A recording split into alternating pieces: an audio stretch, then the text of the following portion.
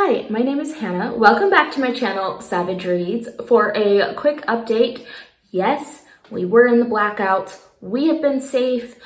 We only had about 2 hours without power and cell service, which was very strange. It's one thing to be without power, but then to not feel like you have a connection to the outside world is a little scary for a minute, but we just got in the car and turned on FM radio to see what was happening, and things came back pretty quickly for us. I know that that was not the case for a lot of Spain and Portugal, and so I hope everybody that has been affected has been able to stay safe and that things are going back to normal. But yes, that did happen yesterday, so that was quite the thing. But moving on to some of my book updates. I have read some really good books this last week. I want to talk about them.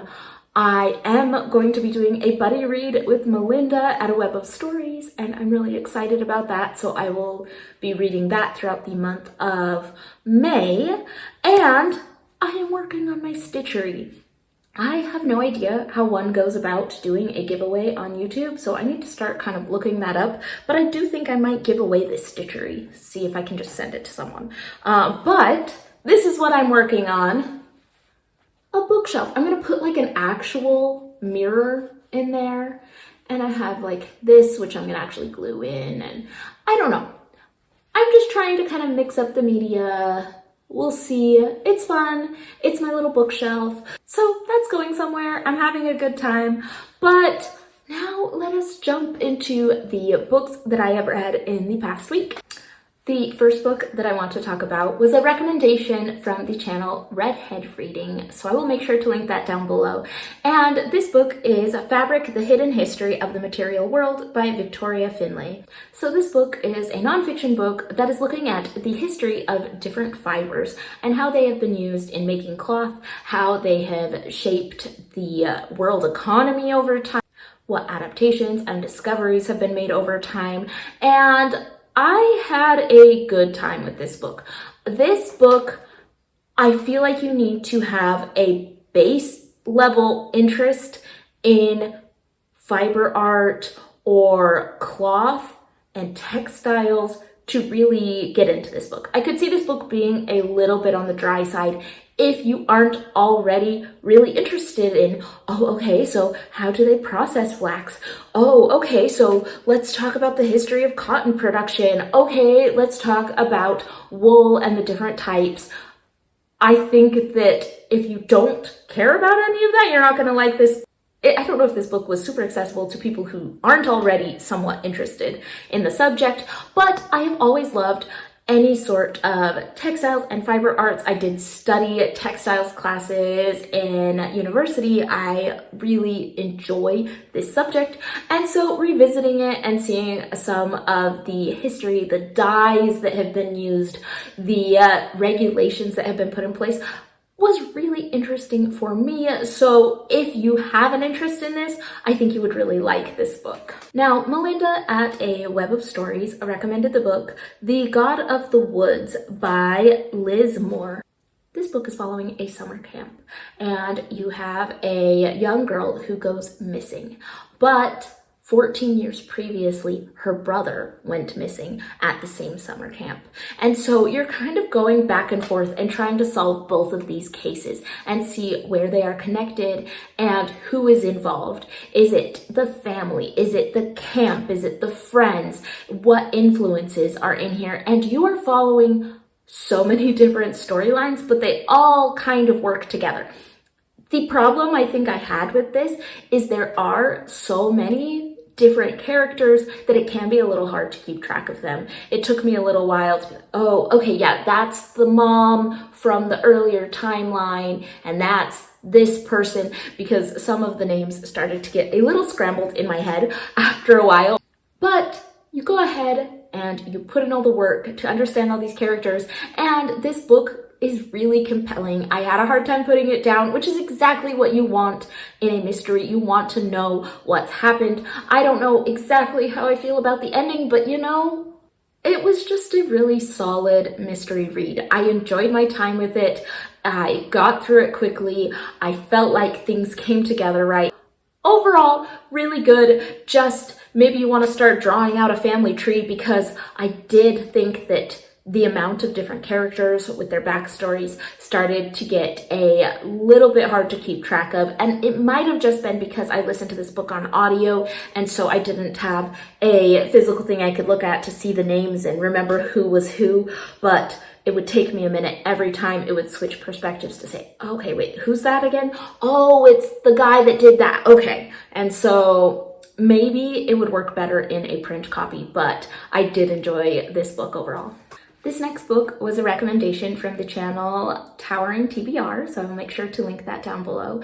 And this book was called Anyone's Ghost by August Thompson. And this is a bit of that coming-of-age novel of a boy who is with his father. His parents have gone through this divorce. He's there with his father through the summer, and his father insists on him getting a job through the summer. At his job, he makes friends with an older boy, and they become inseparable. In the description for the book, it says, "It took 3 car crashes to kill Jake." And so we have our main character who is making friends with Jake and going through what happened. So when I started this book, my first thought was, oh no, I don't want to be stuck in a teenage boy's head. I hate that kind of book. That's not the perspective I really want to be reading about. But I feel like it got better. The first half of the book was an excellent portrait of that longing and uncertainty of adolescence. I think it really captured something that felt very honest and was done well, that first half. It got that feeling that I think lots of people could find relatable, of not knowing where you stand, of wanting more, and trying to make connections, but you're never going to make that step. And I just think that there was something very relatable about the writing. I found it very compelling, hard to put down. You just felt that longing so much that was portrayed in the book that you wanted to keep going and see what happened next. But the second half of the book did fall flat for me. I thought that it went from having this dialogue and action that made you want to keep going to the main character just kind of reflecting and telling us what happened in the last half. And I didn't feel like it was very strong in the last half, where the first half was very compelling. That was a bit of a bummer. I really think the first half had something kind of magical, and then I think it lost it toward the end. And finally this week I read Keanu Reeves Is Not in Love with You by Becky Holmes.